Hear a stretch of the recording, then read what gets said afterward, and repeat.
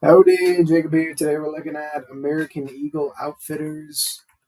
I don't know about y'all. I feel like when I think of like American Eagle and like Axe body spray and I feel like there's another store that I'm forgetting, but it reminds me of going on dates in like seventh, eighth, ninth grade where I thought it was such a bad A and smelled so good. It was crazy. Looked so good with my American Eagle fit. Uh, Good times. All right. To talk about the business a little bit, specialty and retail industry. Um, big retail company. They sell jeans, different apparels, personal care products.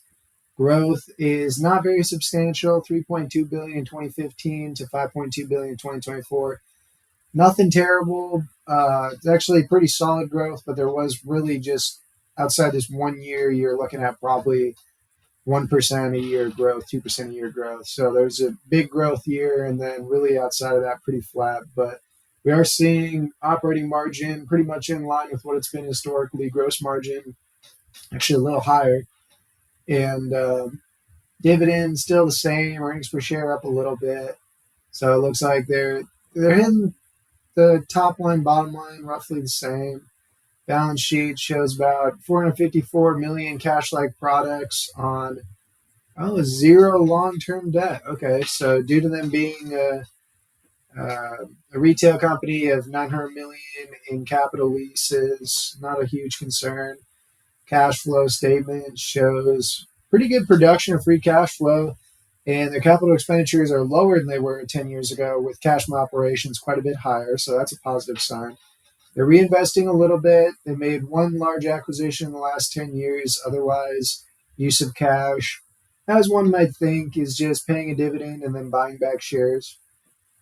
So you do hope a company like this buying back shares stupendously cheap, and then obviously if they don't have any other forms of investment, paying a dividend makes sense for them. It's a 2% yield, so pretty solid yield, and we're probably looking at probably 40% of their 5 year free cash flow, maybe 40-50%. And the remaining 20% going to share purchases, the rest kind of all over the place between debt, which now they have none of, acquisitions and reinvestment.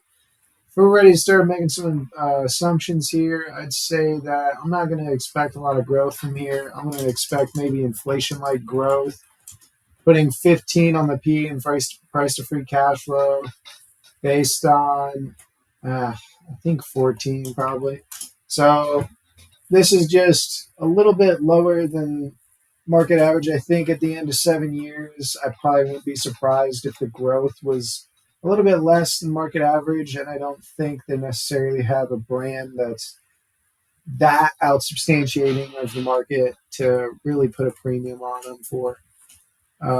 Free cash flow quite a bit higher, but if we take out that crazy high year, you're looking very similar. So maybe let's do the same. 4 or 5 share change.